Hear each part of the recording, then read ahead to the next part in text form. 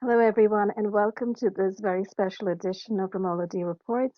I'm very pleased today to be here with Chris Burton, who is a Silicon Valley entrepreneur and an IT professional from Colorado who has lived and worked in San Francisco, Denver, and various other parts of the world.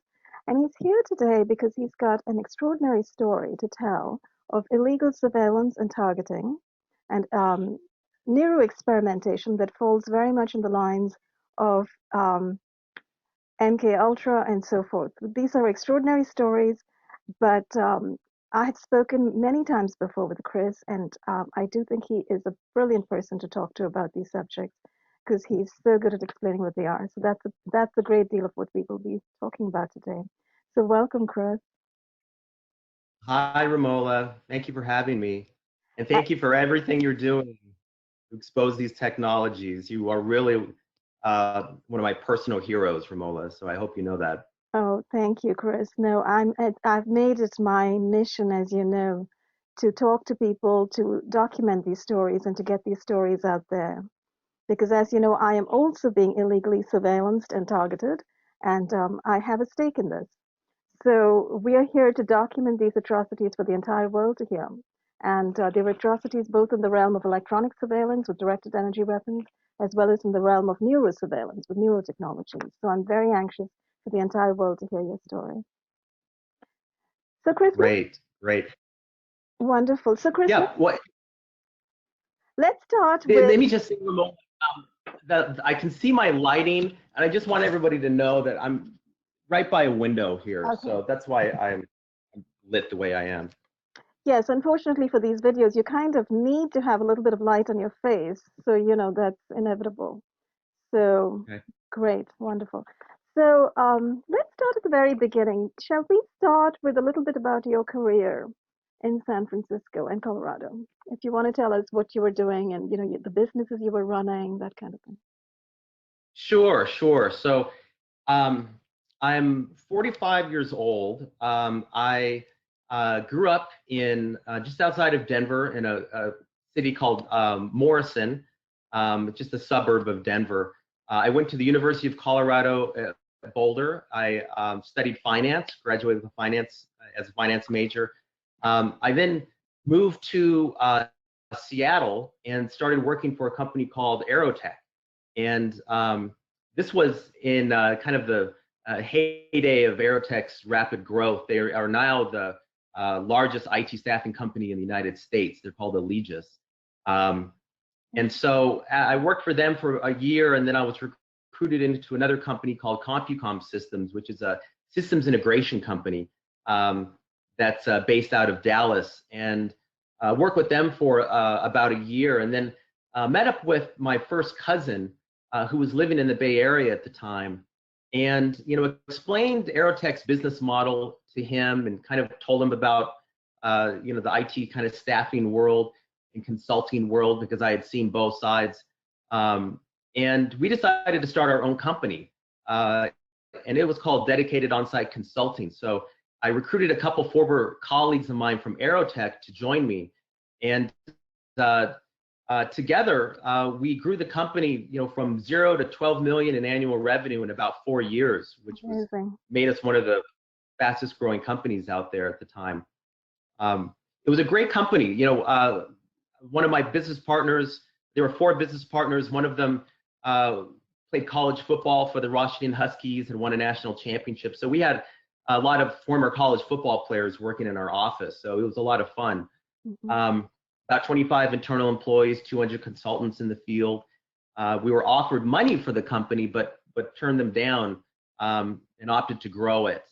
And then around 2001, after 9/11 and the dot-com crash, the spending in Silicon Valley really dropped, and we didn't have the working capital to really withstand the kind of recession in the valley that was taking place. So that was difficult.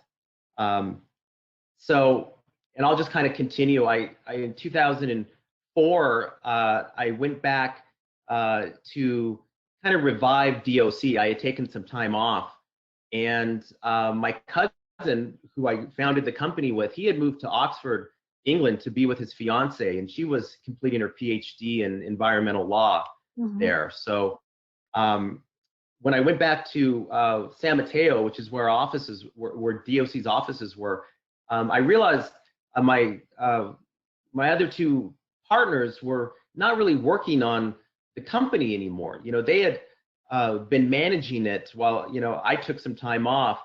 And when I got back there, they were they were working on a real estate project. So I founded a second company called Watermill Consulting, and it took off like a rocket ship.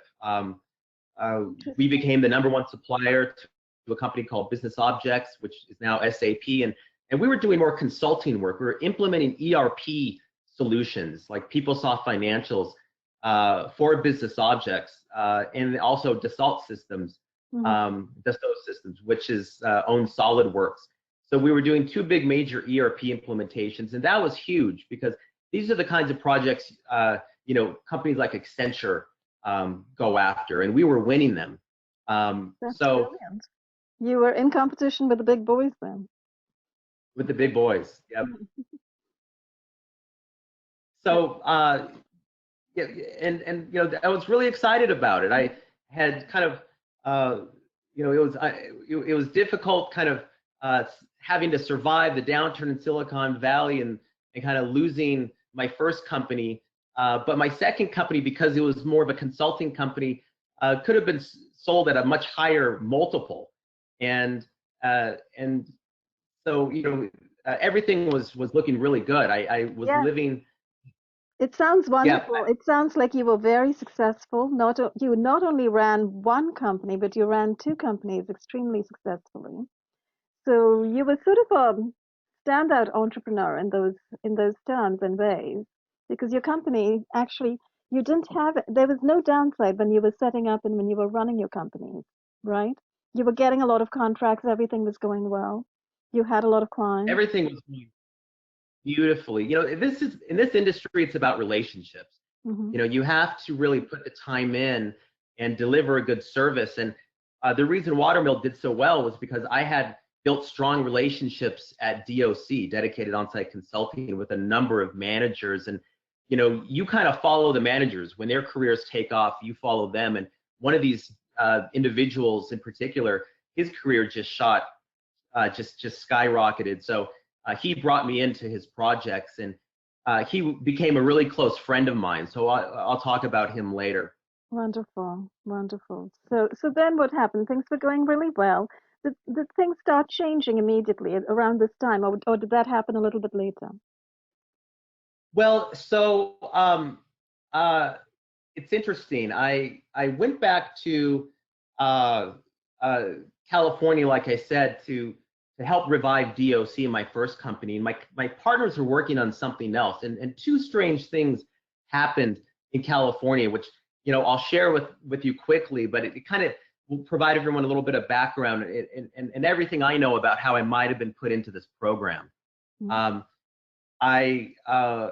know, my partners were working on a real estate project, so I went to the office about 8 o'clock at night to kind of go through our files. I wanted to make sure that they weren't spending any of our money on their real estate project. And when I walked into the office, there was a file folder sitting right there on the floor, right when I walked in, and I practically tripped over it. So I opened it up, and it had these contracts between my 2 business partners and the banks, the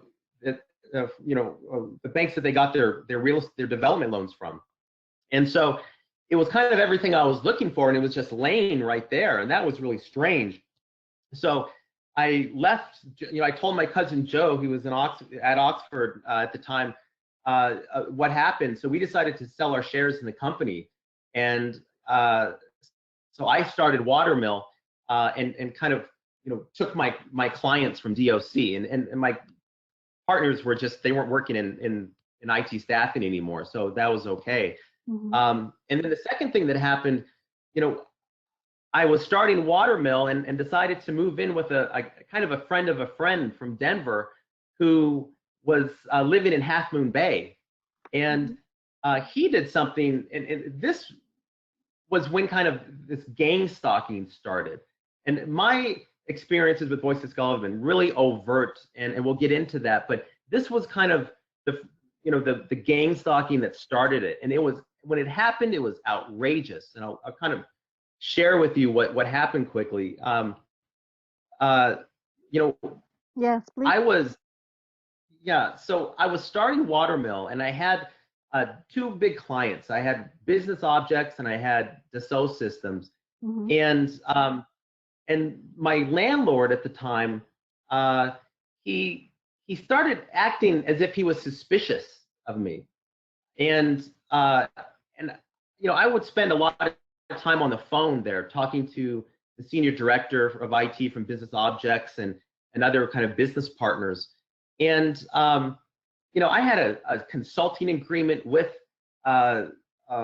this senior director and Business Objects that the founder of Business Objects had personally approved. So I had a very secure business relationship. I had the person I was working with had his own separate company. So he was working with Business Objects, move my hand a little bit, and then I was working with Business Objects in a corp-to-corp relationship. And that's normal for IT consulting businesses. Okay. But my landlord, I noticed him starting to hang out outside of my bedroom, and he would listen to my conversations. And this client of mine, Christopher, who was the senior director of Business Objects, was becoming a close friend of mine. I had worked with him for 6 years up to that point, while he was the head of IT for Levi Strauss. That's how I met him, and he was also the head of IT for Qualcomm. So a very important person. Yes. And so Michael, was hanging out outside of the bedroom, and then acting as if he knew some big secret about me. He would, when I'd go down to get food from the kitchen, he'd act like he had this big secret. Mm-hmm. And when his friends would come over, they would run up to his bedroom and sit behind the TV set and close the door and start giggling. And I couldn't believe it. And whenever I was around his friends at the house, I tried to start conversation, and they would just kind of look at each other and grin. And it was very strange. So they were kind of ganging up on you in a certain way, a certain kind of way, or maybe not so subtle, pretty overt. So in a very overt way, but they weren't telling me what was going on. And then, this kind of, continued for a few weeks, actually a month or so. And then one day, Michael came downstairs and he was cleaning his shotgun in front of me and said something like, sometimes you never know who you're dealing with, Chris, something like that. And I just thought, what is going on here? So I moved out because of this. But then he called me and said, Chris, I'm sorry about what happened. Why don't you come over and we can play some pool, and I can kind of apologize. And I thought this was strange, but I wanted to keep things cool. This was my baby. Watermill, my second company, was my baby, and my client relationships are so important to me, and I didn't want anything to get in the middle of that. So I went over there to try to find out what was going on. And this was the strangest thing up to that point in my life that had ever happened. I walked into his house, and Michael, his father was a patent attorney for Genentech who passed away, and Michael had never worked a day in his life. He was, in his early 40s. So he was very naive about how IT consulting worked, or just how business worked in general. And he was acting like he knew some big secret about me. So I walked in, and he was sitting down, and he said, just so you know, Chris, you're being recorded. And I didn't know what was going on. And then he started asking me questions about Christopher, my client and friend at Business Objects, and then some of his friends. For instance, in particular, a guy named Claudio Silvestri, who was the former CIO of Compact Computer and of Business Objects before I started working with them. And I just was stunned. And so then Michael admitted, he said, Chris, I have cameras installed throughout my house, which was his mom's house. And I've been recording your conversations, and I know everything. And I just sat there like, what is going on, Michael? And you know, I thought about the conversations I was having with Christopher, and you know, Christopher would share a lot of personal, you know, kind of private information about Claudio and some of his other friends, like people do in friendly conversations, and we'd laugh a lot. So you know, it worried me that Michael could have overheard some you know, embarrassing conversations, and he might do something like shoot off a bunch of emails to my client just for the hell of it. And so, and he, you know, Michael, I found out around that time, had done a year in a federal penitentiary for selling drugs, and had bragged about bashing somebody's skull in with a cue ball. So I was really nervous about what the heck is going on, you know, what was going on at the time. So he made it a point to tell me that he had a spy camera installed in this plastic owl that sat on the doorstep of his house. And I remembered a conversation I had with Christopher about possibly taking a trip together to Mexico after our project. You know, Christopher's company and my company were partners in this project, so there wasn't anything wrong with that. He wasn't a full-time employee of Business Objects. So, you know, but Michael, I don't think knew that.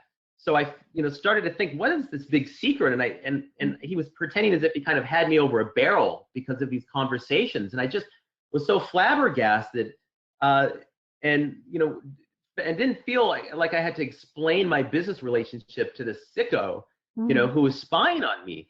And I just told Michael, just know there's nothing going on. And I walked out of his house. And then a friend of his was there, and he walked up to me while I was leaving, and he said, you know, Chris, he was rubbing his fingers together, and he said, you know, if you give us a little sum, you know, meaning money, I'll tell you what's going on. And I just thought, what a bunch of wackos, you know, what is going on? You know, that almost thought that sounds like an offer to blackmail you. It was blackmail. It was blackmail. But I knew I was legally secure in my relationship, and you know, I didn't want anything to upset my business relationship. So I just thought, these guys are on drugs or something, and I just left. But you know, I stayed in the Bay Area for another couple months, and everything seemed to be okay. And then I moved back to Denver. And you know, I had a penthouse loft in Denver. I lived there for 10 years, or owned it for 10 years. I had rented it out to go back to California to start the water mill. And when I came back, everything was fine. And this, you know, this loft was in a Lodo area. It was right across the street from the baseball stadium. And when I came back, everything was fine for about a month, and then I found out my company was being investigated. And I thought, oh my gosh, what's going on? And apparently someone had said, yeah. Who was being investigated by, and how did you find out? So it wasn't being investigated by the IRS, from the, you know, or IRS or you know, an agency. It was an internal investigation. Somebody had sent an anonymous tip to one of the managers saying that Christopher and I had an improper relationship. Oh, how interesting. Yeah, and so it was directly tied into what Michael Raines, his name is, my landlord in Half Moon Bay, was, you know, had blackmailed me over about. And so we had nothing to worry about. So Christopher and I didn't. We had contracts with Business Objects. We each had our own companies, and Business Objects conducted an internal investigation. So their legal department, their internal audit group, and security groups investigated everything, time cards, invoices, everything, and found that nothing improper had taken place. I had some of the lowest rates in the company. My rates were half of what, you know, Accenture's rates were. And so the contractor got fired for this, and Christopher and I both kept the project. In fact, they offered Chris kind of a higher level position, like a VP level kind of role at the company, and I think eventually he went full time with Business Objects a few months later, and continued working there for 3 years or 2 or 3 years. So, so I thought everything was behind me, but then that's when Voice to Skull started, and that's the beginning of this absolute hell that I've been living with for 13 years.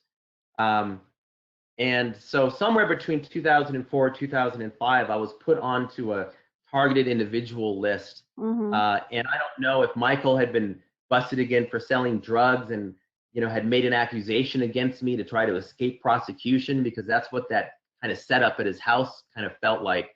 Or maybe it had to do with my ex-partner's, you know, failed real estate project. Their project never got off the ground. They raised a few $1 million for it, but a building the building was never built. And so the file that was left out in the office, the interrogation and shakedown at Michael's house, and the anonymous tip, you know, were definitely, I felt connected to Voice to Skull over the years. You know, they have to be in some respect. So that was the lead up to what exactly started to happen next. And I know we'll go into that in a minute. I just wanted to pause here though. So in a sense, it seemed to you, because there was this weird investigation. There were all those strange things he said to you. There was the fact that he was sort of stalking you inside your own apartment, hanging out outside the bedroom and listening to you and so forth. And then ganging up with his friends and kind of laughing at you and putting you down. And then one of his friends accosting you and offering for you to give him money for him to divulge what on earth is really going on. So something was going on. So something had indeed been going on, some kind of deadly secret that they were keeping from you at that point in time, right? And then, absolutely. So it's very interesting because in a sense we are establishing over here that this person had some kind of connection to this program that then started to happen around you.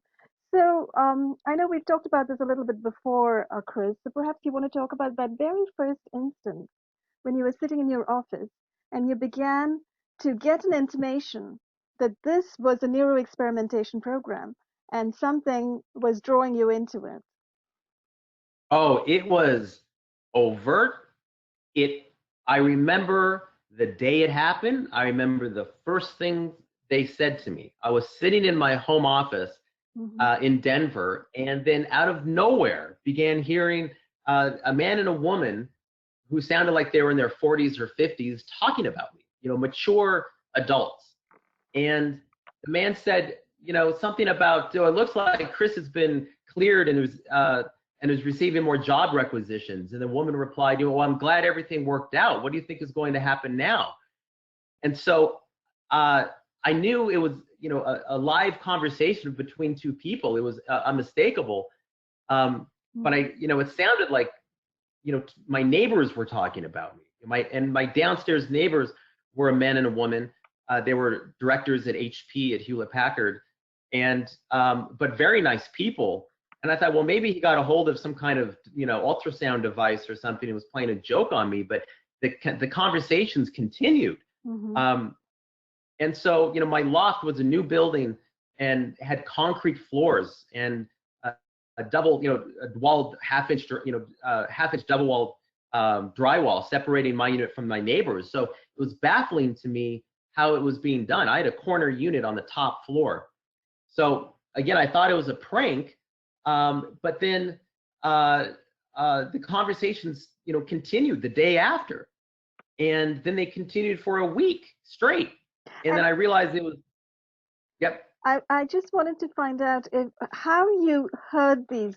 How did these voices sound? How did these conversations sound? Did it sound like these people were sort of sitting in the same room as you? Was it that close? Were their voices clear, you know, sort of normal speaking level? Or did it sound amplified, or, you know, did it sound digitized in some way? No, not digitized, not, you know, nothing like that. It sounds like, it sounds as if you have your ears plugged and somebody's, you know, standing right next to you talking. You can make out everything they're saying clearly. It's not like a muffled sound that a sound wave makes when it goes through a door or a wall. Okay. Because then you can't pick up the highs and lows. and you can't make out words. This is a faint sound, but perfectly intelligible. Okay. So it was very difficult. I put my ears to the wall in my loft in different locations, and it sounded exactly the same. Oh my. So it wasn't, Everywhere. everywhere, and it was omnidirectional. So there was no way to localize it. And so for a year or two, I tried to locate the origin of these sounds and could never do it. Could never do it. Did you try recording them? Did you try recording? Yeah, I tried recording.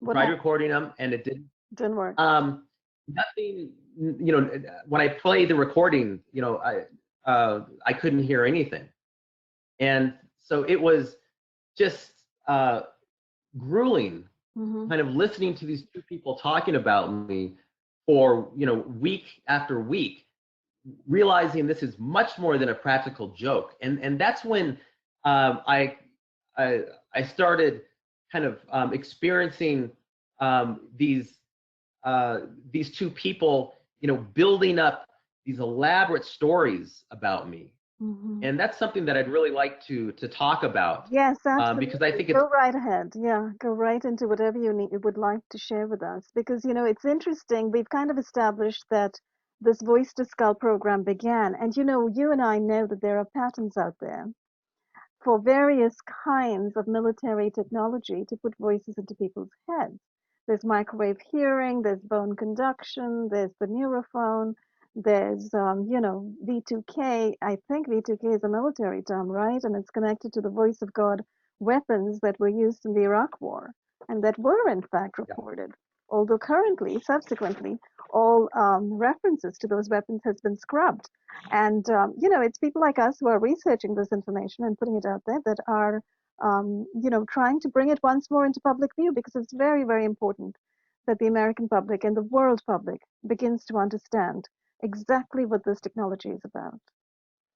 So yes. Well, so we've established that the program started, and then go on. You're welcome to go on and talk about what happened next and how you began to experience what these voices were doing. So these programs are designed, and I'll tell you, I experienced everything Voice to Skull can do. So I want to kind of describe the sequences involved and the buildup of these elaborate kind of torture treatments that take advantage of what you don't know about the technology. There are so much to Voice to Skull, and it's so much more than just voices. And they reveal that stuff later. But at the time, they only talked to me when I was in my loft and when I was in my car. So for 2 or 3 years, I thought that, oh my gosh, this is a group that installed cameras and microphones in my residence and in my car, because that's the only time they would talk to me. After about 3 years, they started to talk to me everywhere I went in Denver. But they do that purposely to make you think that it's a neighbor who's spying on you. And I lived in downtown Denver, right by the baseball stadium. So there were parking garages near me. And so I was just, very upset, while these voices, while I tried to kind of discern where these voices were coming from, who was broadcasting them. And they did that on purpose. I could have walked downstairs to my neighbors and, started a fight. I could have, seen someone in the parking garage who looked suspicious and confronted them. But I didn't. But that's what they were trying to make me do, to think my neighbors were involved for a couple years. So, and so this is, after a number of years of going through this stuff, I finally figured out kind of what they were doing. And what I came up with was a word called treatments. These are torture treatments. And it's very important to kind of understand what torture treatments are, because I think all Voice to Skull victims or most of them are kind of going through the same thing, and they're hard to describe. They're buildups of scenarios or storylines that are delivered verbally to you through Voice to Skull, but like an old, radio show or soap opera, they're carefully crafted to kind of lead you to believe whatever they're telling you about what's going on. They always have to do with the fact you're in this program. The technology is amazing. Why am I in this program? And so they take time to establish, and they're and very well scripted. So the dialogue that the voice discolors use is usually improvised, but they always follow the storyline of the day, and they get deeper and deeper every day, as if there's a team of writers working nonstop, to develop these plot twists. And when I describe these treatments, this is why it's important to understand them so you can communicate what voice to skull is, and why it's so much different than the 3 or 4 word statements or inner speech or running narratives that you hear about when people describe AVH or schizophrenia or something like that. They're completely different. So I'll try to kind of go into these treatments and give you a description of a few of them. Sure.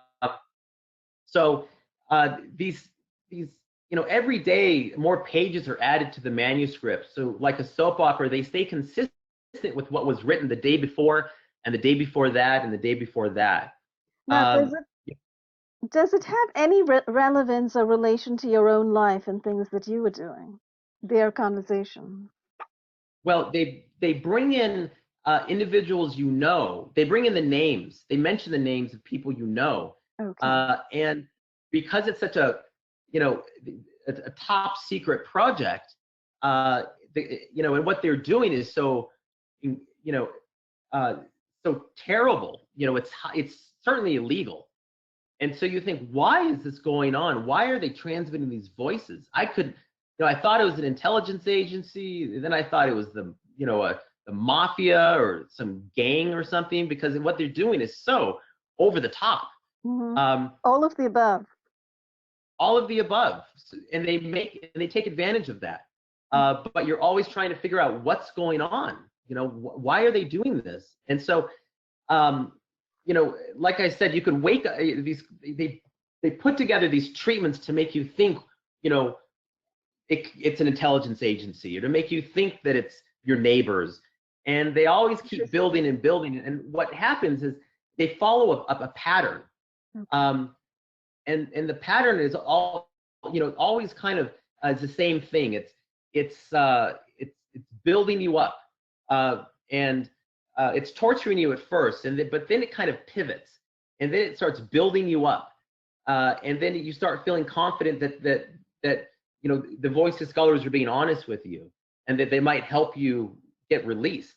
And then they always kind of end traumatically. So. Treatments make up a great deal of what voice skull torture is. So I'd really like to kind of talk about how these treatments were built up. Okay. So in my case, like I said, they voice skulled me in my loft and in my car for 3 years. It made me think my neighbors were involved, or an intelligence agency that implanted a microphone. But they were talking to me and using mirrored conversations for 6 years. They did this, and it's incredible that they can do it. But I'll kind of get into that stuff. But the mirrored conversations, I realized, were being used as an interrogation tool. When someone is speaking to someone else about you, you tend to spill your guts about everything they're talking about in an attempt to clarify, the questions that they have. And I realized they were doing this to pull out all of the information about my childhood, my high school stories, my college stories, my friends' stories, my clients' stories, everything I knew. I basically, told them out loud. I would speak back to them out loud in my loft. Can we pause just there for a minute? Because I wanted to ask you about that. From the very moment that you began to hear these conversations, did you actually attempt to speak back to them, and was there a corresponding response after you spoke back? Yeah, I knew after a week or so, I started speaking back loudly. I said, stop doing this. Thinking that well, they were talking about specific things I was doing, so I knew they could hear me somehow. And so I would talk back out loud, and then their conversations would change. They would start to include information that I had just said out loud. Chris thinks this is going to end. Chris is going to the, apparently Chris is so upset he's going to take off and go to his friend's house, or whatever it is. And that's what I was about to do. I was getting ready to go to my friend's house. So they're of reading your reactions or reading your actions and kind of preempting what you were going to do. They're kind of throwing little feelers out there to see how you would react or respond, or what, where you'd bite, kind of. Yeah, it's very hard to describe these conversations, because what they're doing is they're building up, scenarios, believable scenarios that make you think what's going on. So they're always, kind of responding to what you're doing, but they're following a prescribed kind of setup. And in the beginning, it was to make me think my neighbor. It was a script of their own. Sorry, it was a script of their own that they were following. They had a plan, they had an agenda, they had a script, and they were playing it out, but they kind of incorporated your responses and reactions in between along the way. Yeah, and that was for the first few weeks or month, right around there. But after that, the treatments began to, become much more kind of elaborate, okay. and they became actual torture. They were delivered to you as torture. And when people talk about voice-to-skull torture, this is what voice-to-skull torture is. It's the buildup of these treatments, and they always kind of follow the same pattern. And like I said, it's important to understand this. It's unrelenting torture, which I'll describe, and for long periods of time. Then a pivot, and then the establishment of trust between the victim and the torturer, the buildup of hope in the victim that they'll soon be released from the program, and then the establishment of believability in the victim that a release is actually imminent. And then finally, there's a traumatic crash or a letdown.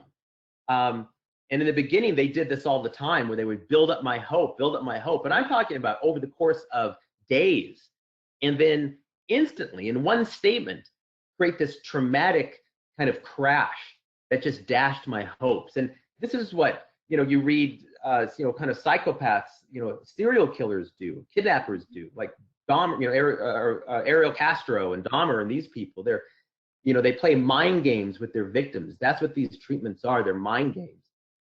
So there's a lot of psychological torture associated with it, because, they've kind of got you in a vice-like grip, because they're sort of sitting around forcing you to endure these conversations, these long-term, endless conversations that they are having. And then in the process of it, they're trying to build up hope, and then they let you down. Now, does this connect to some of the torture techniques that we talked about, from those KGB techniques and the CIA, the Q-Bark manual, and then the SEER training? Yes, absolutely. So maybe what I can do here, Romola, is to try to describe, to try to understand voice-to-skull, you have to understand kind of what these treatments are. Voice-to-skull talks to you constantly. Why are they talking to you constantly? It's to build up believability in you. So I'll kind of read an example of a torture treatment.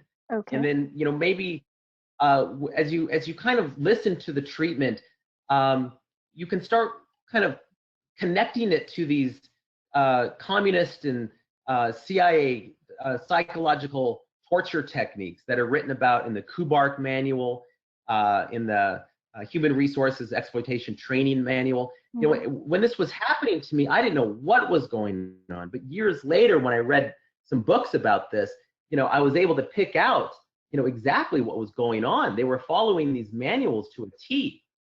And so, in these manuals, it describes monopolization of attention, cultivation of anxiety and despair, alternating punishments and rewards, dominating omniscience and omnipotence, the use of scenarios, denial of privacy, insults, threats, sensory disorientation, pride ego up, pride ego down. The list goes on and on and on. And in our interview, I think we'll Yes, I should attach say, a document. Yeah. yes, I should say at this point that we are preparing a print interview. Chris has been extraordinarily helpful in answering questions in print via email. And we're going to be putting this together and publishing it very soon. And it will have the detailed story of what Chris is talking about here. And we'll attach all of the documents that we're talking about. Plus, below this video, we can add links, Chris, to some of these documents. Good. Yeah. Okay. So let me describe a few treatments.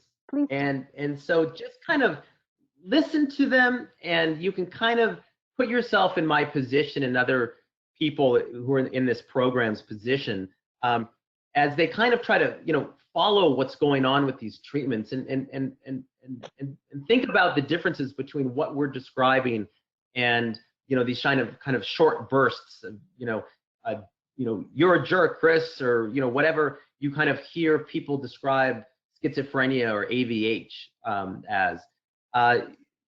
So the torturers might have, kept you up all night long, the day before, explaining how your life was basically sacrificed for America's ambitions to develop, electromagnetic weapons. They go on about their limitless budget. Sorry. I'm sorry? I'm sorry. I was just sort of, ejaculating. I was just so horrified. This whole concept, of sacrificing a few for the many. I just find it execrable, because what's really happening is there are thousands of Americans currently and people worldwide who are being tortured with these weapons, literally tortured with these electromagnetic weapons and these neuro weapons, which are putting voices into people's heads. Total invasion of privacy, total invasion of lives, and total destruction of lives, that goes along with it. And I know we talked about some of that in the interview, Chris, and I hope we can touch upon that a little bit over here too. That sort of complete invasion that comes with it. Because this is not doing any good for the country. Torturing Americans is not helping America. I don't see how it can help America. Can any one of us see that? Oh, it's so much beyond what you think it is. Certainly when you think of these weapons, what can you do with these weapons? They are thinking about everything they can do to these weapons. It's like, it's like Orson Welles and Mengele got together to play a joke on a blind person, who's in their custody, who's desperate to be released. That's what they're doing.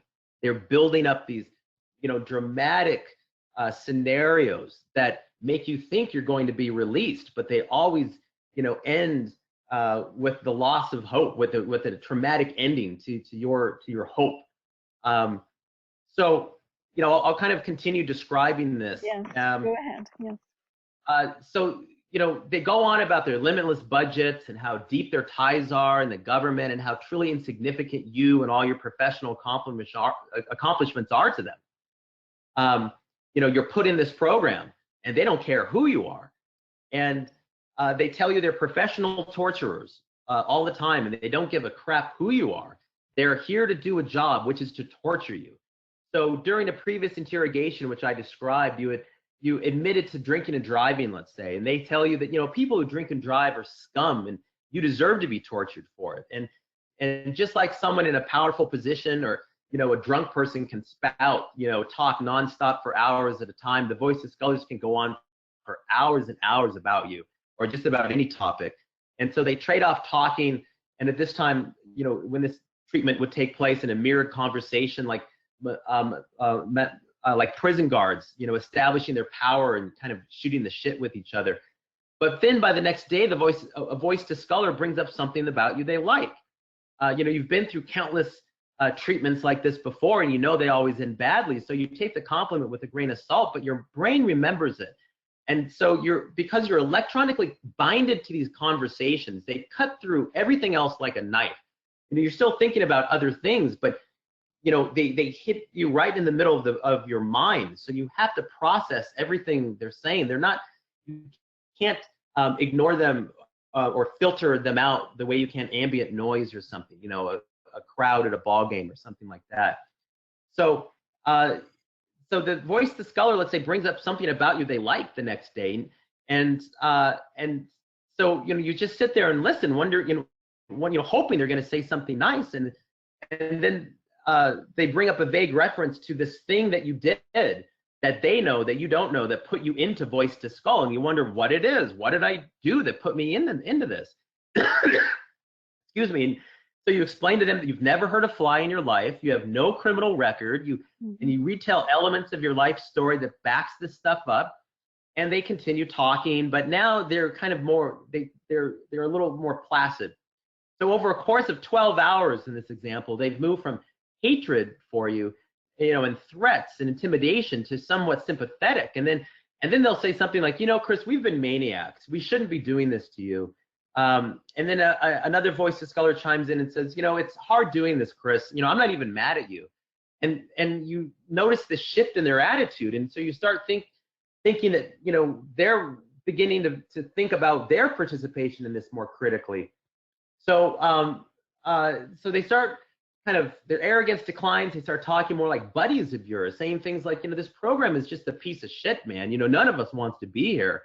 And it kind of makes you loosen up, and you say something funny to them maybe, and they might laugh with you because you're like, yeah, it's this program, you're stuck in it, I know I'm in it, but you're thinking to yourself, I'm going to be released shortly. It's this thing is so terrible, it has to come to an end, and these guys don't want to be involved. So you start believing that they kind of are on your side, and so this reassuring tone continues. And they start talking about some of your funny stories. They talk about, your baseball days in high school. And then they say something big is happening, Chris, behind the scenes, so after this, they've been talking positively about you for hours. And then all of a sudden, out of nowhere, after saying something, Chris, something big is happening behind the scenes. We're going to get you out of this program soon. So just kind of hang in there. And then out of nowhere, they'll say something like, Chris, how we're going to help you get out of the situation? We're going to freaking bash your head into the sledgehammer and kill your sister tonight while you're sleeping, you stupid scum. And they're using cuss words, of course. And that's how treatments always end. It's like trying to climb out of a well and then being snapped back to the bottom. And so Romola, one time, they spent months building up the character of a woman voice discolor named Doreen. And she was, new to the program. And she'd come online after 5:00 p.m. With two other male voice discolors. And she was very nice sounding, spoke very articulately, and seemed to have a fresh perspective on things, as if she was new to the entire project, like she was a psychologist or a researcher. Okay. And so she would stay on the sidelines for the first few weeks while they threatened to kick my ass when I went out with my friends and lobbed insults and kept me up all night talking. But after about a month, she started to speak her mind and began to express more and more doubts about the purpose of the program. She had the same authority as the other voice discolors. She could speak whenever she wanted to. And she would actually start to get angry at them, and they had to listen. And after a few weeks, whenever I heard her voice, I started to feel relief because the other voice discolors would stop torturing me when she was in the room. And at the time, I thought, they were all in the same room. And so after 2 months of this, and again, they're talking about other things and torturing me with these torture techniques that we talked about. But every time Doreen got involved, I started to feel relief because she would kind of back me up. And so she'd say things like, this program is full of assholes, Chris. There's no way they're going to get away with this stuff. And so I actually started feeling confident that she was my champion in the program. But then one day, out of absolutely nowhere, she said, Chris, and this was when the mirrored conversations were going on. So she said, getting out of this is going to be easy for Chris once we slit his effing stomach and watch his guts fall out on the floor. He's out. And then one of the male voice discolors said, Doreen, get over here, get down on your knees and perform this sexual act. And then And then she replied, well, I'd rather, F you and instead. And it was just out of nowhere. She said this statement. And so, it was just this traumatic turn that, made my stomach clench up. And after that, my hopes were dashed. And so, they tortured me for weeks and would try to build me up again. And this was traumatic. I thought, oh my gosh, I'm in this kind of this masochistic, this sex cult of some sort. I didn't know what to think was going on. But they're always talking to you, and you always have to process what they're saying. And then after a week or so, they'll say, Chris, we picked you out because we thought because you were tough. We thought you could handle this stuff. If you couldn't handle this, you wouldn't be here. So of course, this makes you feel like, well, I need to be stronger and need to kind of hang in there. Can I ask you a couple questions about that? Sure.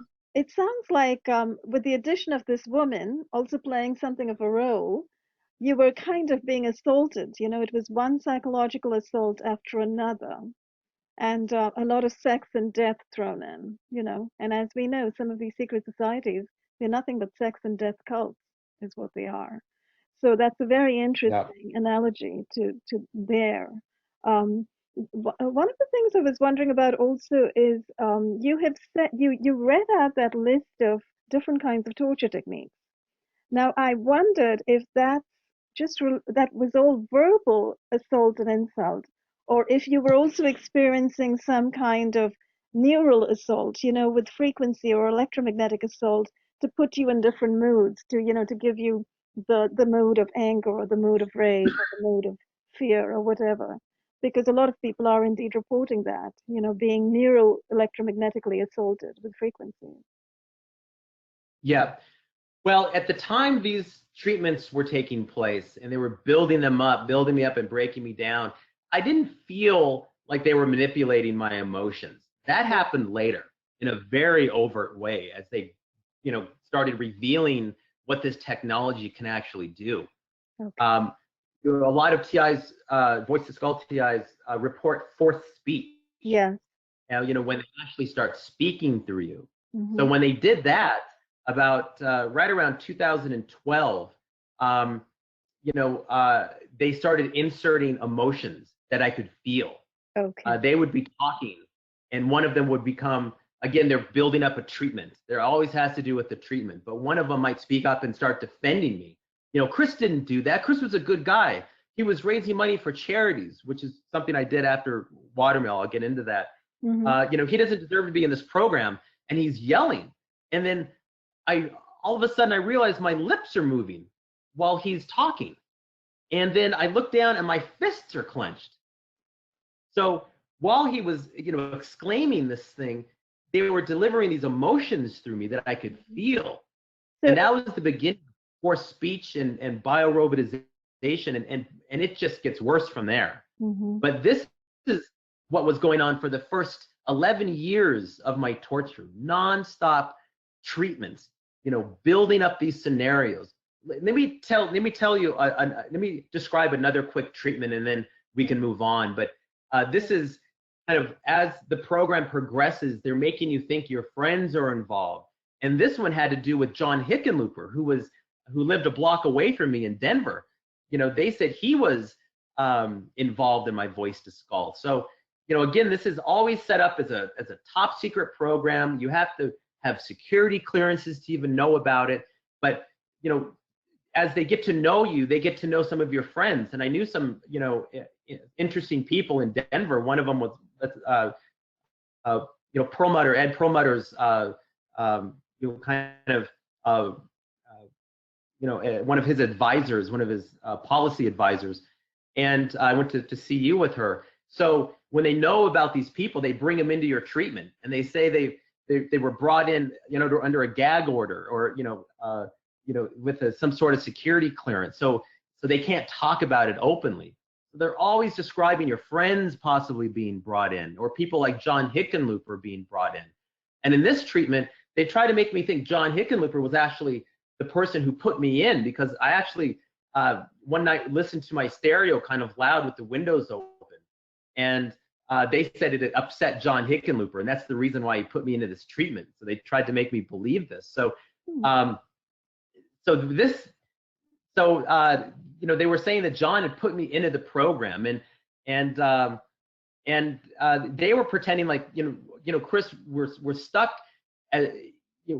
Once someone's put into this program, we have to torture them. We don't have a choice. This is the type of program a terrorist is put into. But we want to help you because you seem like a good guy. We don't know why you were put into this program.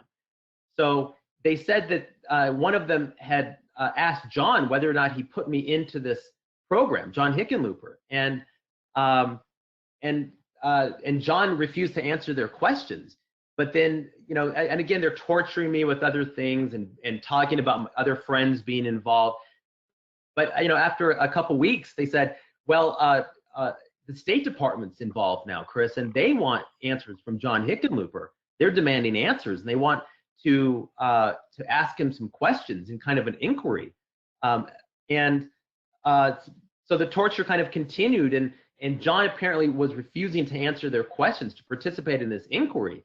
And this went on for months, and every few days they'd update me. They'd say, well, John, still refuses to answer these questions. But then one day they said, hey, Chris, John acquiesced, and a date has actually been set for this inquiry.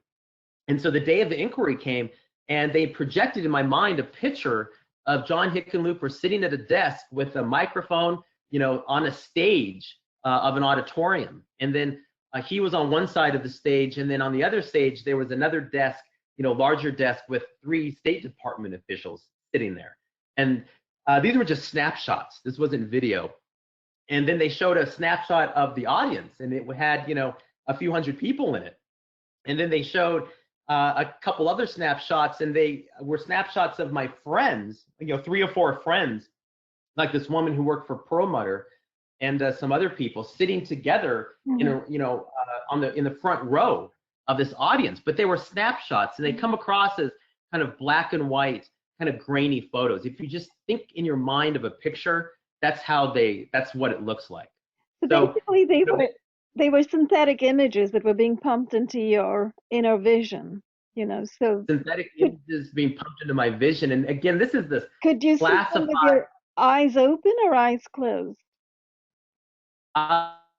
You can see them with your eyes open or your eyes closed. Interesting. So, but they're still being projected sort of inside the screen of your mind or your brain. Yep. And we can talk about that. Definitely. That later. How. And the other thing I wanted to ask, just for viewers who may not know these, people whom we are talking about, Ed Perlmutter, John Hickenlooper, if you want to just briefly mention who they are. Yep, John Hickenlooper at the time was the mayor of Denver. He's now the governor of Colorado. Mm-hmm. And then Ed Perlmutter is a congressman from Colorado. Mm-hmm. And I have ties to them. They always mention people who you have some kind of tie to. John Hickenlooper lived literally a block away from my loft. I could throw, a rock and hit his place. And then Ed Perlmutter, I had a friend from CU Boulder who became a lawyer and worked for Ed Perlmutter's office for many years. Mm-hmm. So you had connections. So they mentioned to both these. Yeah. Very interesting. Yeah. Yeah. So they, of course, the voice discolors pull out this information and they use these connections against you. Mm-hmm. They use because my. The pulling out of information too. I wanted to just touch on that, but I'm sorry. Go ahead and finish your thought, and let's talk about that for just a minute. Yeah. So. Well, I was going to say, because my cousin married this, Oxford PhD in environmental law, whose mother was a world-renowned international lawyer named Vera Gallen-Debus. They later created treatments that made me think, that the United Nations were involved, and that this kept escalating up the chain. People were trying to figure out, why is Chris Burton in this program? What is this program about? And so there was some elements of voice to skull of the research, the people involved in the research. There was a group of them or an element of the program that was trying to, seek justice for the victims, try to bring out the program itself into the public. So that is always going on with Voice to Skull. They're always making you think there's somebody fighting for you. And if you know, and if you have a connection to somebody, they bring them into it. I went to see you with Boulder when Trey Parker went there, and he was a friend of mine, and so they made me think Trey Parker was involved. Later, once they built up this grandiose treatments, they always, because every time they do it, you stop believing in them, and you just sit there like Voice to Skull. I don't believe a single thing you're saying. Leave me alone. You don't even care what they're talking about, but they continue talking, and they always build up something even more grandiose than the treatment before to make you believe something's happening. So after a few years, they were telling me, Susan Rice is involved, and she's trying to get to the bottom of Voice to Skull. And then I'll go into this treatment that happened in 2012, where they simulated the voice of President Obama and a bunch of celebrities, including Trey Parker, and they mimicked their personalities perfectly. So the voice transformation software makes you think that it's a voice, but what they do that's so good, that's so believable, is they mimic their personalities. And so all in these elaborate treatments that are designed to make you think you're going to be released, that you're really important. This Voice to Skull, it's obviously this incredible technology that and it deals with electromagnetic weapons, which are the most dangerous thing in the world right now. So they make you think it's being handled at the highest levels of government, and you're really important to the program. So they just use that against you the whole time. Very interesting. I mean, there's so many questions actually I have buzzing around in my mind. Let me ask you just a couple. It sounds like there's like this. Is this what we're talking about? Is this the hive mind? There's a whole bunch of people sitting around a round table and talking about you, and each one of them is inhabiting a different personality or projecting a different personality. The good guy, the bad guy, the good cop, bad cop, the torturer, the psychologist, the buddy, and so on and so forth. And what they're doing is running these conversations and treatments, and in a sense drawing you in, the real person with the real mind, with your own stream of thoughts, so that they can then pull those thoughts and use it in whatever neural network mapping scenarios they're coming up with, so that the end result is the forced speech and the taking over of the cortex, the brain cortex, different parts of the cortex, so that they're able to take over your sensory, your motor skills, your arms, your limbs. Is that what they're doing? Yes, absolutely. They create a schematic. They pull out all of your information. They create a schematic of your life, so they can bring in all of these characters. And people have called it hyper game theory. They've called it, omniscience, as it's kind of described in these manuals. The term omniscience is used to describe it. And it just gives them, the advantage the whole time. Knowing what you're going to think next, knowing, who you might think is involved, who might help you. And then this is a good time to kind of mention that, these people are human beings because they're always revealing personal traits unwittingly. They use, like I described this Doreen woman, she spoke very articulately, and I'll describe, after years of this, they've just done so much damage to me. I can barely think of words. It's very hard to talk, off the top of your head. You're doing really well, Chris. You're being extraordinarily helpful and articulate, coming back to that famous word we all fall back on. I think you're being incredibly eloquent. Oh, thank you, Ramon. I appreciate it. It's we're all dealing with the same thing. And it's interesting what happened in Cuba is exactly what a lot of what I'm dealing with, having problems forgetting, remembering words. One of the things that's very scary that I'm dealing with now is that I have no long-term memory. I can only remember a few stories from my childhood, which is just, makes me want to break down. Memory, not even short-term. Your long-term memory is being wiped. Long-term memory is wiped. short-term memory is wiped. When I read, I forget the sentence before the sentence that I'm actually on. Well, So I have to highlight. it seems like Yeah. from my research into mind control in this country, it seems like the whole of America is being hit with short-term memory loss. I think that's something they figured out how to do extremely well. I mean, there are Oh, kids now with short-term memory loss, kids, you know. well, and they're so evil. Yeah, they're so evil to do this to children, to women, to the elderly, to the mentally ill. You know, anyone could be in one of these projects. Um, you know, I speak to a voice to skull TI quite often, and she's worried about her child because he's starting to act up in high school. She doesn't know if he's involved. But so it's and I'll you know, just to kind of continue with the health aspects of this, and then I'll talk about these personality traits. You know, there are times when I can't do you know, simple math problems, and I'm a finance major. You know, there are times when I can't spell at all. I mean, I can't spell anything. And, you know, that's not a mental illness. That's something that's just discombobulating you. You can't think. And then they turn it off, and then you're fine. But they do it they always do it in situations that are very embarrassing for you. You know, when I was working a couple years ago in Silicon Valley, for a startup company, I kind of got back into IT staffing.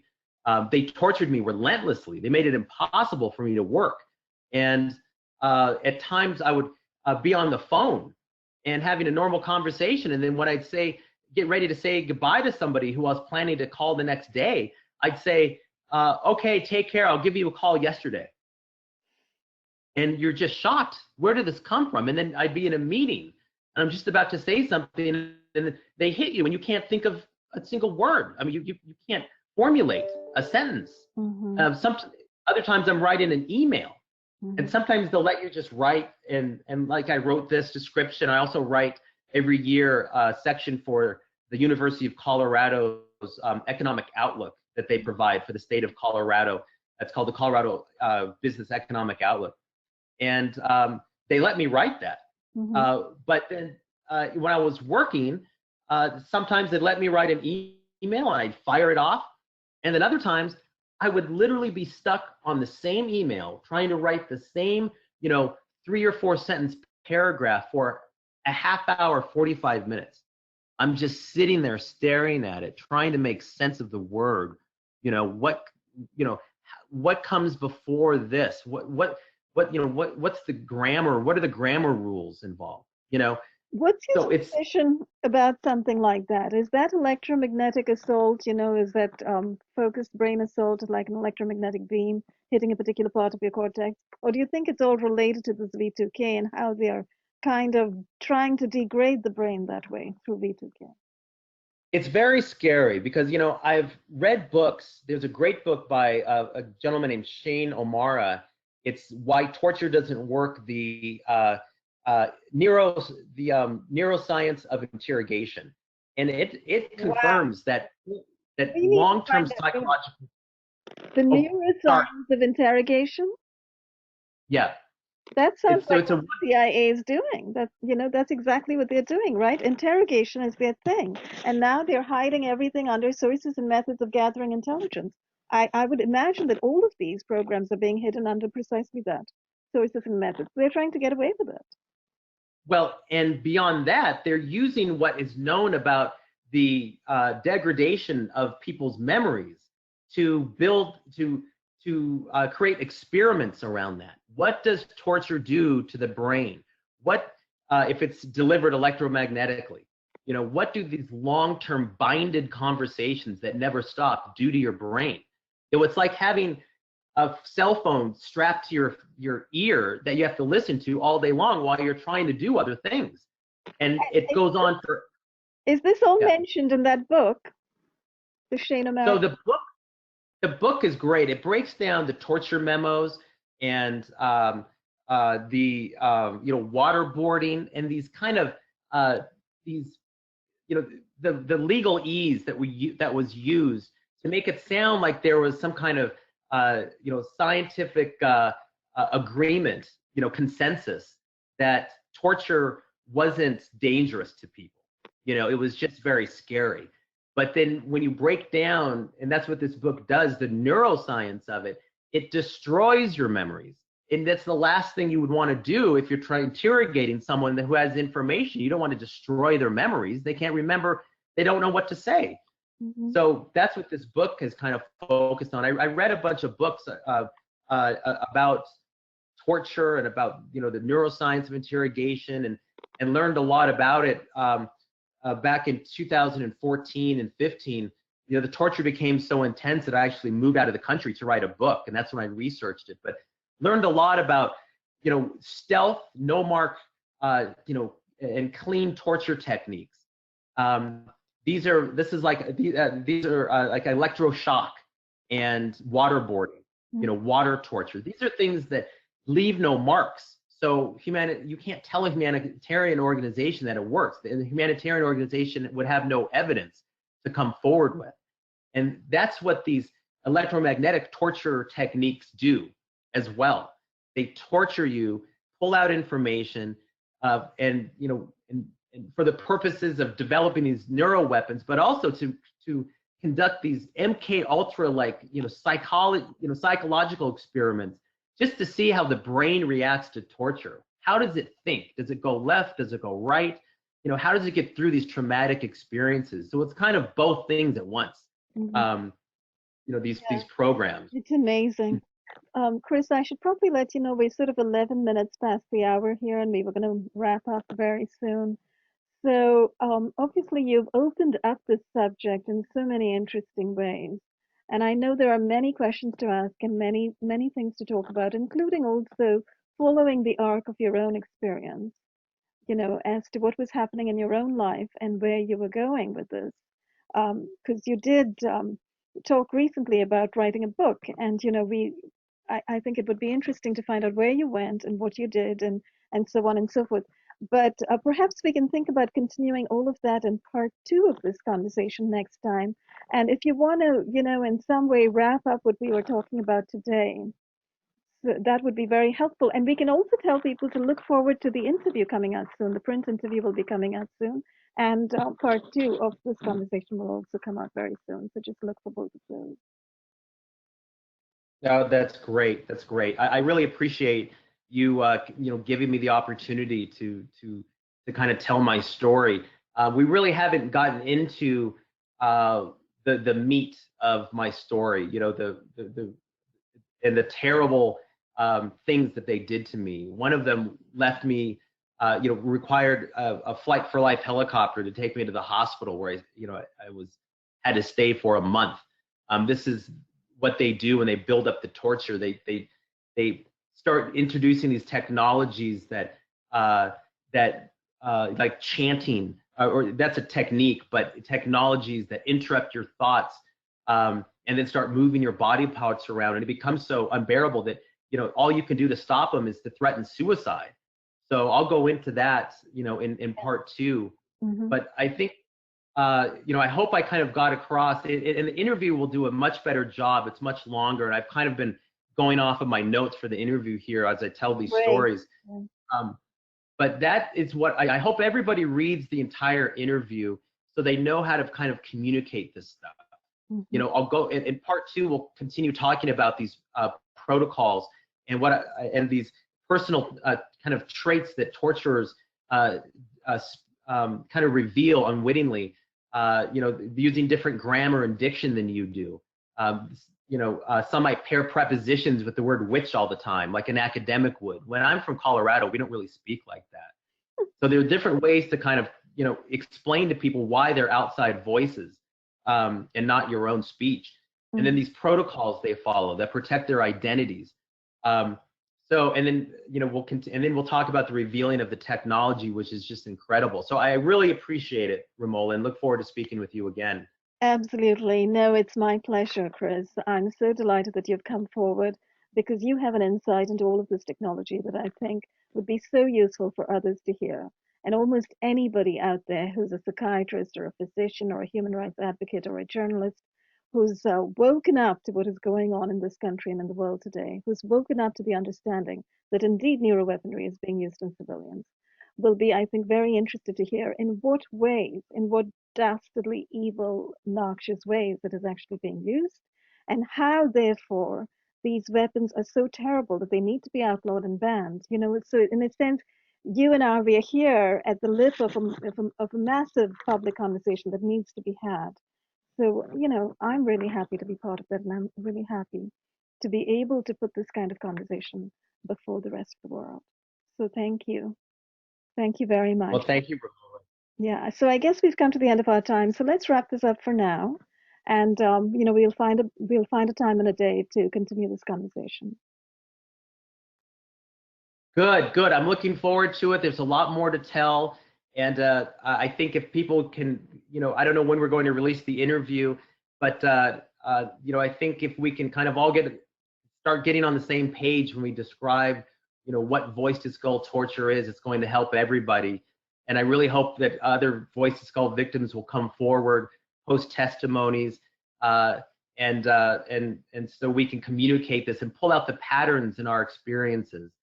I think that's so important, and the similarities in our experiences, especially now that the diplomats, Cuban and Canadian diplomats, were hit. Mm-hmm. So I'm looking forward to speaking with you the next time. Thanks again for having me, Romola. Wonderful. Thank you. Thanks so much, Chris. Thank you, everyone, for watching.